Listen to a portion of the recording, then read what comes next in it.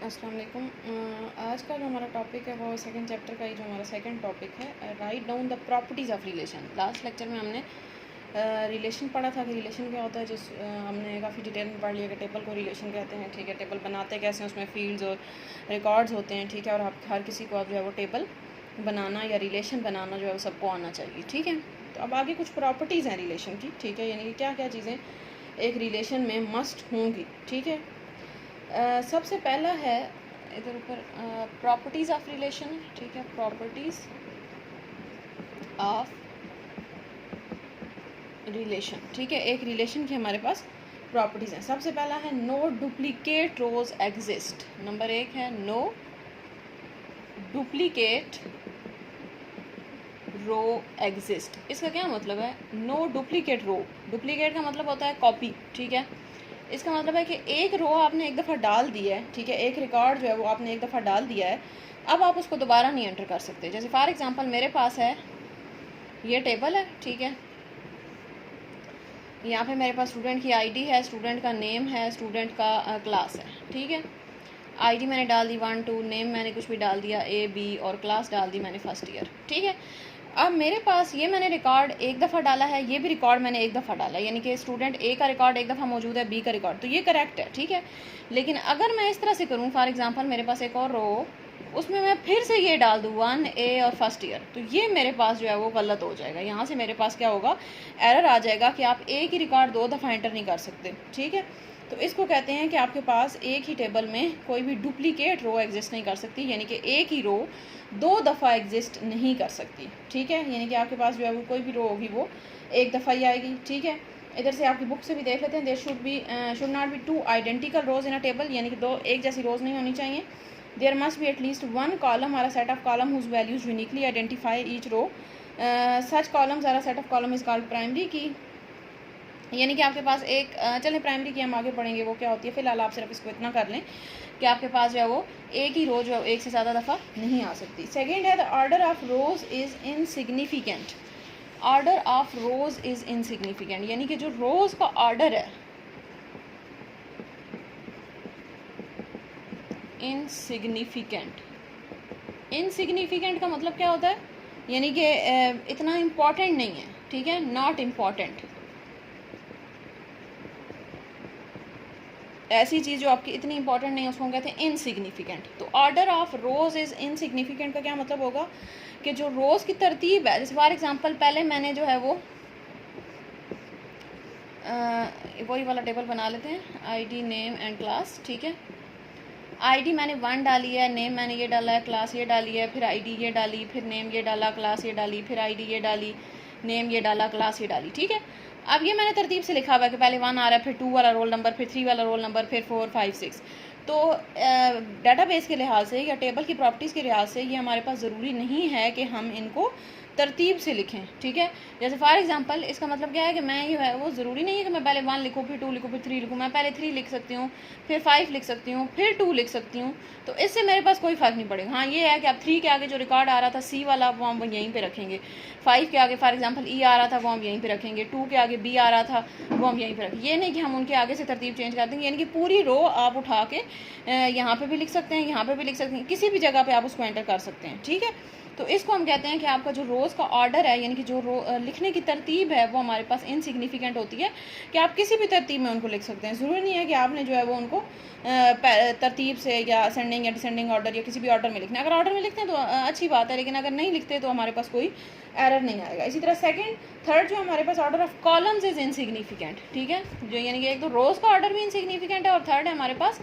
Column का जो order है वो भी हमारे पास इनसिग्निफिकेंट होता है। यानी कि अगर फॉर एग्जांपल मैं पहले क्लास लिखती हूँ, बाद में नेम लिखती हूँ, फिर आईडी लिखती हूँ, तो उससे कोई फ़र्क नहीं पड़ेगा। ठीक है, या पहले मैं यानी कि इस तरह से मैं अगर बनाती हूँ, लेकिन ये बात याद रखनी है कि ऊपर से सिर्फ चेंज नहीं करना, पूरा कॉलम चेंज करना है।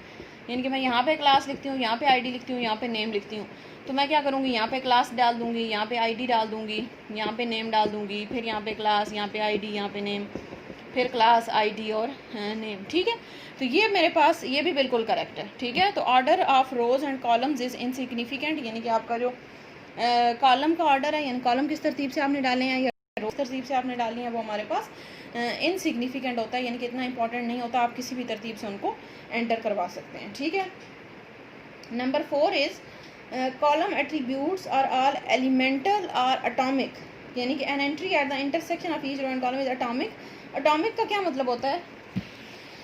नंबर 4 पे है हमारे पास कॉलम या एट्रीब्यूट्स आर ऑल एलिमेंटल और अटोमिक। Attributes are atomic.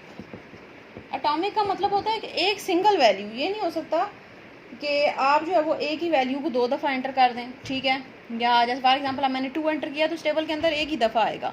या कॉलम की वैल्यू फॉर एग्जांपल अब क्लास है तो अब क्लास भी मेरे पास जो है वो पूरा कॉलम एक ही दफ़ा आएगा, ठीक है। तो इसका भी यही मतलब जैसे ऊपर था हमारे पास कि an entry at the intersection of each row and column is atomic, यानी कि ये हम जो बीच में intersection of each row and column का क्या मतलब है कि जहाँ पे आप एक वैल्यू एंटर कर रहे हैं, यहाँ पे एक रो और एक कॉलम इंटरसेक्ट कर रही है, ठीक है। तो आप बेशक ये लाइन ना लिखें, आप सिर्फ इतना लिख लें कि आपके पास जो है वो एक वैल्यू हमेशा एक ही दफ़ा एंटर होगी टेबल के अंदर, ये नहीं है कि आपने एक वैल्यू जो है मल्टीपल टाइम एंटर कर दी है, ठीक है। तो इसको हम कहते हैं कि आपके पास ये जो वैल्यूज़ होती हैं वो हमारे पास जो कॉलम या एट्रीब्यूट की जो वैल्यूज़ होती हैं वो हमारे पास अटोमिक होगी। हाँ, अब ये हमारे पास डिफरेंट केस है, इसमें हमारे पास जब एक ही आ रहा है तो वो एक ही होगा, लेकिन जो intersection of rose and column पे हमारे पास जो वैल्यूज़ होंगी वो हमारे पास अटोमिक होती हैं, ठीक है। यानी कि अटोमिक का मतलब है कि सिंगल वैल्यू, ये नहीं कि आपने एक वैल्यू को जो है वो डिवाइड करके 2 दफ़ा लिख दिया, या उसको आपने जैसे नेम और फादर नेम था या तो वो आप अलग अलग लिख सकते हैं, लेकिन अगर नेम है तो आप ये नहीं कर सकते कि आप नेम एक स्टूडेंट का नाम अगर पूरा नाम है तो आप एक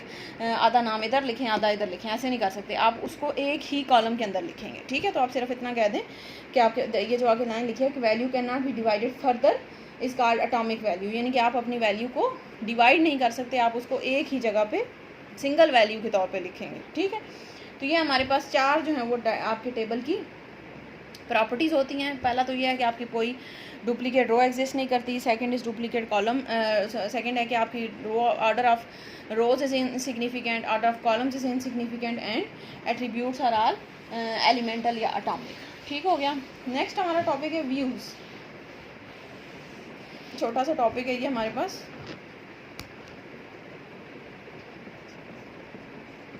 वैसे ये हमारे पास इसको हम डिटेल में कर सकते हैं, लेकिन आगे आप इंशाल्लाह जब 4th ईयर में जाते हैं तब आप देखेंगे कि व्यूज़ क्या होते हैं, उनको डिटेल में आप पढ़ेंगे। तो यहाँ पे जनरल से उसकी एक डेफिनेशन ही है। डेफिनेशन देख लें, view is known as a virtual table, ठीक है। It is created using SQL. अभी हमने पीछे किसी जगह पे हमने एसक्यूएल का नाम पढ़ा था कि हमारे पास स्ट्रक्चर्ड क्यूरी लैंग्वेज होती है, डाटा मैनिपुलेशन में यूज़ होती है स्ट्रक्चर्ड क्यूरी लैंग्वेज, जो कि डाटाबेस को बनाने के लिए यूज़ होती है, ठीक है। SQL stands for structured query language. It is a powerful database language use for data definition and data manipulation, ठीक हो गया। व्यूज़ क्या होते हैं हमारे पास? Is known as virtual table. Virtual का क्या मतलब है? जो चीज़ असल में एग्जिस्ट नहीं करती, ठीक है। अब टेबल हमारे पास क्या, हम टेबल बनाते हैं, आपने टेबल बनाया, उसमें स्टूडेंट का नाम, स्टूडेंट का टेबल है तो स्टूडेंट का सारा डाटा एंटर कर देंगे, टीचर का है तो टीचर का एंटर करेंगे, यानी कि हर आप उसके अंदर डाटा एंटर करते हैं, वो टेबल होता है, ठीक है। तो वर्चुअल टेबल क्या होता है कि यानी ऐसा टेबल जो कि असल में एग्जिस्ट नहीं करता, आप उसको किसी और पर्पज़ के लिए जो है वो आप उसको बनाते हैं। अब उसका पर्पज़ क्या होता है? Basic purpose is to keep the data safe and secure from unauthorised and illegal users. The view provide the description of relation that are not stored but constructed from the stored relation as required, यानी कि आप इसको not originally present in database, यानी कि actually ये database के अंदर present नहीं होता, यानी कि डाटाबेस के अंदर प्रेजेंट नहीं होता या स्टोर नहीं होता, आप इसको स्टोर नहीं करते। अब क्या होता है कि आपने टेबल बनाया हुआ पहले से, अब मेरे पास बहुत बड़ा टेबल है, मैं उसमें से क्या करना चाहती हूँ, कुछ 2-3 मुझे चीज़ें देखनी है, तो बजाय इसके कि मैं वो पूरा टेबल एक्सेस करूँ, मैं उसका एक छोटा सा व्यू क्रिएट कर लेती हूँ, ठीक है। व्यू क्रिएट करने का ये आगे तरीका है आपकी बुक में, ठीक है। A view can also display records from multiple tables. User can specify only certain record of a table to be displayed in a view. यानी कि आप क्या कर सकते हैं कि फॉर एग्जांपल मेरे पास ये बहुत बड़ा टेबल है स्टूडेंट का, ठीक है। इसके अंदर स्टूडेंट की सारी इन्फॉर्मेशन है, स्टूडेंट का आईडी है, रोल नंबर है, उसकी क्लास है, उसका सेक्शन है, सारी इन्फॉर्मेशन है। मुझे उसमें से सिर्फ स्टूडेंट का नेम और उसकी क्लास चाहिए, ठीक है। तो मैं क्या करूँगी, इतने का बस एक मैं वर्चुअल टेबल क्रिएट कर लूँगी। वर्चुअल का मतलब है कि मैं उसको स्टोर नहीं करवाऊँगी, जस्ट उसको व्यू करने के लिए, देखने के लिए कि इसके अंदर क्या क्या रिकॉर्ड्स हैं, मैं उसको हम कहते हैं कि हमने इसका एक वर्चुअल टेबल या एक व्यू क्रिएट कर लिया, ठीक है। तो ये हमारे पास होता है व्यू, वर्चुअल टेबल होता है। सिर्फ आप इसकी डेफिनेशन याद करें कि एक वर्चुअल टेबल होता है, ठीक है। और इसका पर्पज़ क्या है कि आपका डाटा जो है वो अनऑथराइज्ड एक्सेस से महफूज रहे, ठीक है। Secure data from unauthorised users, unauthorised user से आप इसको सिक्योर करने के लिए बनाते हैं, ठीक है। बस इतना जो है वो लाइनें इसमें काफ़ी हैं, ठीक है। और विजुअल का मतलब क्या है कि आपके पास ये ओरिजिनली क्रिएट नहीं होता, ज़्यादा डिटेल में हम इसकी नहीं जा रहे, ठीक है। जितनी आपकी बुक पे डेफिनेशन है उतनी ही देखेंगे कि एक विजुअल टेबल होता है और किस लिए यूज़ होता है कि आप अपने डाटा को अनऑथराइज्ड एक्सेस से महफूज कर सकें। और ये होता कि हमारे पास असल में स्टोर नहीं होता, हम डाटाबेस के अंदर इसको स्टोर नहीं करते, जस्ट व्यू करने के लिए डाटाबेस को क्रिएट करते हैं, ठीक है। आगे इसका क्रिएट करने का एक प्रॉपर तरीका होता है, ठीक है। ये तरीका आप बेशक याद कर लें, क्योंकि अभी फ़िलहाल ये आपको समझ नहीं आएगा क्योंकि आपने SQL नहीं पढ़ी हुई, ठीक है। SQL जब आप पढ़ते हैं तो फिर आपको ये सारी चीज़ें समझ आती हैं। तो ये जो तरीका यहाँ पे है इसको आप याद ही आपको करना पड़ेगा, ऐसे आपको समझ नहीं आएगी, ठीक है। क्रिएट व्यू की एक हमारे पास कमांड होती है, ठीक है। क्रिएट व्यू आप ऐसी तरह से लिखते हैं, आगे व्यू का आप नाम लिखते हैं। जैसे फॉर एग्जांपल मैंने स्टूडेंट का व्यू क्रिएट करना है, जैसे आपकी बुक पे है स्टूडेंट व्यू, ठीक है। उसके बाद सेलेक्ट का मतलब है कि क्या क्या रो सेलेक्ट करनी है। जैसे मैंने सिर्फ नेम और क्लास सेलेक्ट किया था तो मैं यहाँ पे वो लिख दूँ कि नेम क्लास, कौन कौन से मुझे कॉलम सेलेक्ट करने हैं। फ्राम का मतलब है किस टेबल से सिलेक्ट करने हैं, स्टूडेंट के टेबल से सिलेक्ट करने हैं।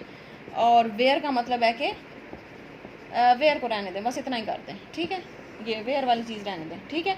इसका मतलब क्रिएट व्यू ये एक कमांड होती है जो कि हमेशा आप एज इट इज़ लिखते हैं, आगे व्यू का नाम रखते हैं, आपके क्या नाम रखना है उस व्यू का, ठीक है। जैसे टेबल का नाम रखते हैं ना आप स्टूडेंट, इसी तरह व्यू का भी आप नाम रख लेते हैं। होता तो वो विजुअल है लेकिन आप उसका नाम रख लेते हैं उसको आइडेंटिफाई करने के लिए। उसके बाद सेलेक्ट में आप उन कॉलम के नाम लिखते हैं जो कि आप उस व्यू में देखना चाहते हैं कि क्या क्या कॉलम, कौन कौन से कॉलम आपको उस व्यू में चाहिए। जैसे सारे कॉलम तो नहीं हम देखते ना व्यू में, वरना तो आप पूरा टेबल ही एक्सेस कर रहे हैं अगर सारे देखने हो, ठीक है। तो जैसे नेम और क्लास मुझे चाहिए थे तो मैंने उनको सेलेक्ट कर लिया। उसके बाद फ्रॉम स्टूडेंट मतलब कौन से टेबल से आप एक्सेस करना चाह रहे हैं तो स्टूडेंट के टेबल से, ठीक है। इस तरह टीचर के टेबल से फॉर एग्जांपल मुझे कोई चीज़ एक्सेस करनी है तो मैं उसको भी इसी तरह से एक्सेस बना सकती हूँ। क्रिएट व्यू लिखूँगी, आगे उसका व्यू का नाम रख दूँगी, टीचर व्यू या कुछ भी आप नाम रख दें। सेलेक्ट फॉर एग्जांपल मैं सैलरी देखना चाहती हूँ, फ्रॉम टीचर का टेबल का नाम यहाँ पे रखते हैं आप, ठीक है। तो ये मेरे पास जो है वो व्यू बन जाएगा, सही है। तो व्यू होता क्या हमारे पास एक वर्चुअल टेबल होता है और किस लिए क्रिएट करते हैं, to secure our table from unauthorised access, ठीक है। और एक से ज़्यादा टेबल से भी हम इसको बना सकते हैं और इसके बनाने का तरीका क्या होता है, क्रिएट व्यू लिखते हैं, सेलेक्ट लिखते हैं और फ्रॉम लिखते हैं, ठीक है। बस इतना आप वेयर को आप रहने थे, बस ये आप 3 चीज़ें याद कर लेंगे, ठीक है। अच्छा, नेक्स्ट हमारा जो टॉपिक है इसका हम जनरल सा एक छोटा सा इंट्रोडक्शन कर लेते हैं, इसको डिटेल में हम नेक्स्ट लेक्चर में इंशाल्लाह करेंगे, ठीक है। टॉपिक है हमारे पास कीज़, बहुत ही इंपॉर्टेंट टॉपिक है और हमेशा पेपर में आता होता है, ठीक है, कि कीज़ क्या होती हैं और कीज़ की टाइप्स क्या क्या हैं, ठीक है। तो की हमारे पास क्या होती है, इज एन एट्रीब्यूट और set of attributes that uniquely identify a tuple in relation. Tuple हमने उस दिन पढ़ा था, किसको कहते हैं, रो को कहते हैं टपल, ठीक है। तो ऐसा एट्रीब्यूट या सेट ऑफ एट्रीब्यूट, यानी कि जरूरी नहीं है कि एक ही एट्रीब्यूट किसको कहते हैं, कॉलम को, ठीक है। तो ये कॉलम की बात हो, अब ये चीज़ें आपको याद होनी चाहिए। एट्रीब्यूट हम कॉलम को कहते हैं और टप्पल हम किसको कहते हैं, रो को कहते हैं, ठीक है। तो ऐसा हमारे पास जो है वो एट्रीब्यूट या सेट ऑफ एट्रीब्यूट, यानी कि एक हो कॉलम या 2-3 कॉलम मिल के हमारे पास बन रहे हों, जो कि किसी एक जो रो है डाटाबेस के अंदर उसको यूनिकली आइडेंटिफाई कर रहे हों। यूनिकली का क्या मतलब है कि उसको, जैसे फॉर एग्जांपल अभी मैंने एक बनाया था, आईडी था, नेम था और क्लास थी, ठीक है। अब मैंने आईडी में 1 2 3 एंटर कर दिया, नेम में मैंने, अब नेम 2 लोगों के सेम भी हो सकते हैं, ऐसा ही है ना, 2 लोगों की क्लास में नेम सेम हो सकते हैं, ठीक है, और क्लास सबकी सेम होगी, ठीक है। तो अब इसमें फॉर एग्जांपल मैं नेम का एट्रीब्यूट लेती हूँ, तो अब ये ऐसा एट्रीब्यूट नहीं है जो मेरी टेबल को या मेरी किसी भी रो को यूनिकली आइडेंटिफाई नहीं कर रहा। क्यों नहीं कर रहा, क्योंकि उसमें 2 वैल्यूज़ डुप्लीकेट हुई हुई हैं। फॉर एग्जांपल मैं लिखती हूँ ए, तो अब ए से मुझे ये वाला रिकॉर्ड भी मिल जाएगा, ये वाला रिकॉर्ड भी मिलेगा, क्योंकि दोनों में ए मौजूद है, ठीक है। या फॉर एग्जांपल मैं लिखती हूँ, अगर मैं इस एट्रीब्यूट को देखूँ क्लास वाला, तो इसमें क्या वैल्यू, मैं फर्स्ट ईयर लिखूँगी तो मुझे ये रिकॉर्ड भी ये तीनों मिल जाएंगे, तीनों में फर्स्ट ईयर लिखा हुआ है, ठीक है। तो इसका मतलब है कि दोनों एट्रीब्यूट हमारे पास यूनिकली आइडेंटिफाई नहीं कर रहे। यूनिकली का क्या मतलब है कि किसी एक रो को जब मैं वो लिखूं तो मुझे वो रो वापस मिल जाए, ठीक है। मुझे वो रो जब भी मैंने एक्सेस करनी हो तो मैं उसको यूज़ करके एक्सेस कर सकूं। तो इसमें एक ये वाला एट्रीब्यूट है, आईडी वाला एट्रीब्यूट है, या रोल नंबर आप इसको कह दें, ऐसा एट्रीब्यूट है जो कि किसी भी स्टूडेंट को यूनिकली आइडेंटिफाई करेगा। हर स्टूडेंट का रोल नंबर डिफरेंट होगा, समझ आई ये चीज़। तो ये हमारे पास जो है वो एक ऐसा एट्रीब्यूट या सेट ऑफ एट्रीब्यूट, जो नहीं है कि एक ही हो, एक से ज़्यादा भी हो सकते हैं जो कि यूनिकली आइडेंटिफाई कर रहे हो, तो उस एट्रीब्यूट को हम क्या कहते हैं, की कहते हैं, ठीक है। यानी कि अब इसके अंदर की कौन सी होगी, रोल नंबर, समझ आई ये चीज़। तो एट्रीब्यूट किसको हम कहते हैं, की किसको हम कहते हैं, एक एट्रीब्यूट होता है या सेट ऑफ एट्रीब्यूट्स होते हैं जो कि किसी भी रो को, टेबल के अंदर हर रो को यूनिकली आइडेंटिफाई कर रहे हो। यानी कि अगर मैं 3 लिखूंगी तो मुझे सिर्फ यही रो मिलेगी, बाकी कोई नहीं मिलेगी। इस तरह मैं अगर 2 लिखूंगी तो मुझे सिर्फ 2 वाली मिलेगी, 1 लिखूंगी तो सिर्फ 1 वाली मिलेगी, ठीक है। तो इसको हम कहते हैं कि ये हमारे पास जो है वो इस टेबल को यूनिकली आइडेंटिफाई करने के लिए यूज़ हो रहा है, ठीक है। अच्छा, इसकी बस ये आप डेफिनेशन यहाँ से कर लेंगे, ठीक है। आगे इसकी टाइप्स हैं हमारे पास, डिफरेंट टाइप्स होती हैं, प्राइमरी है, सेकेंडरी है, कैंडिडेट, अल्टरनेट, फॉरेन की, सेकेंडरी एंड सॉर्ट कंट्रोल की। इसको हम इंशाल्लाह नेक्स्ट लेक्चर में जो है वो देखेंगे कि कौन कौन सी हमारे पास इसकी टाइप्स हैं, ठीक है। Thank you.